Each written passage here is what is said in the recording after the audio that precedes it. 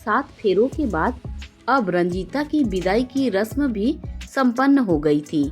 विवाह भवन अगले 3-4 घंटों में खाली करना था, इसीलिए लड़की पक्ष के मेहमान अब अपने अपने कमरों में अस्त व्यस्त पड़े कपड़ों और दूसरे सामानों को पैक करने लगे थे। रंजीता के पिता गोविंद बाबू और माँ चंदना देवी मिठाई के डब्बे और तोहफे एक एक करके सारे मेहमानों को सधन्यवाद प्रदान कर रहे थे। अभी तक तो विदाई की तैयारियों में व्यस्तता में समय कट गया था, पर अब इकलौती पुत्री की विदाई के दर्द की चुभन माँ पिता को महसूस होने लगी थी। गोविंद बाबू की आंखें तो सूखने का नाम नहीं ले रही थी, पर चंदना देवी ने हिम्मत रख रखी थी। वह जानती थी कि अगर वो भी टूट गई तो गोविंद बाबू को संभालना और भी मुश्किल होगा। फिर विवाह उपरांत का इतना सारा काम कैसे निपटेगा। सारे मेहमानों की विदाई के बाद अब बस गोविंद बाबू के परिवार के मित्र सार्थक मिश्रा सप्तनिक रह गए थे। उनकी ट्रेन देर रात थी, इसीलिए विवाह भवन से वो गोविंद बाबू के संग ही उनके घर आ गए।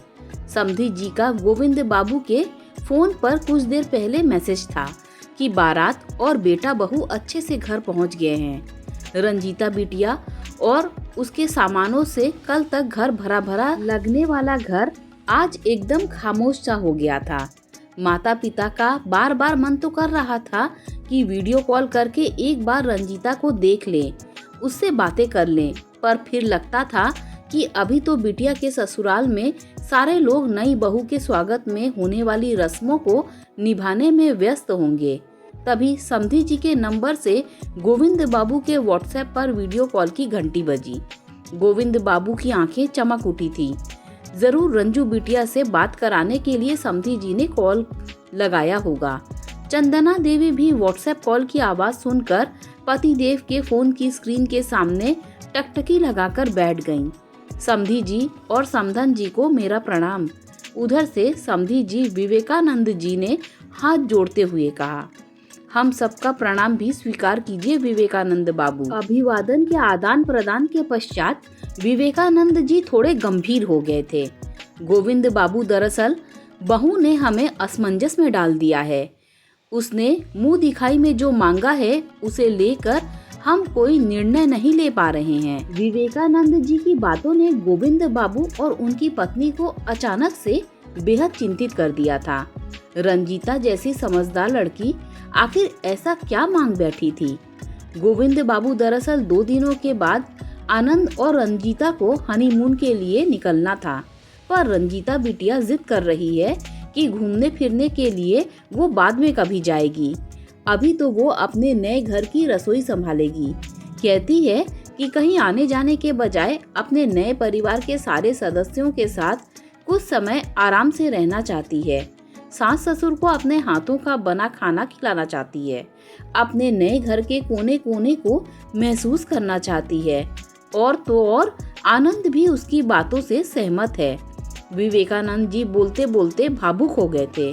उधर चिंता में घुल रहे रंजीता के माता पिता बेटी की बेहद प्यारी सी जिद पर फूले नहीं समा रहे थे।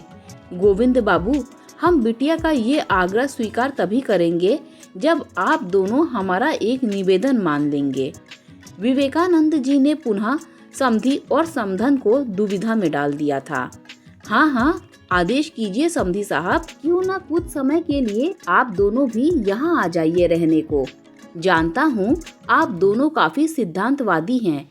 बिटिया के ससुराल का पानी भी पीना स्वीकार नहीं है आप दोनों को, पर आप समधी समधन की बजाय हमारे पारिवारिक मित्र के रूप में तो आ सकते हैं ना।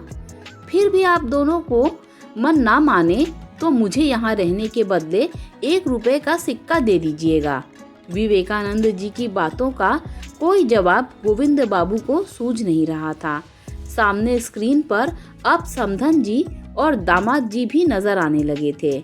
दोनों जैसे बस बेसब्री से हाँ की आस देख रहे हो। बस पापा, अब कुछ मत सोचिए, मैं अभी निकल रहा हूँ आप दोनों को लेने के लिए। दामाद आनंद की आवाज थी, जिसे चाहकर भी गोविंद बाबू और चंदना देवी ना न कर सके थे।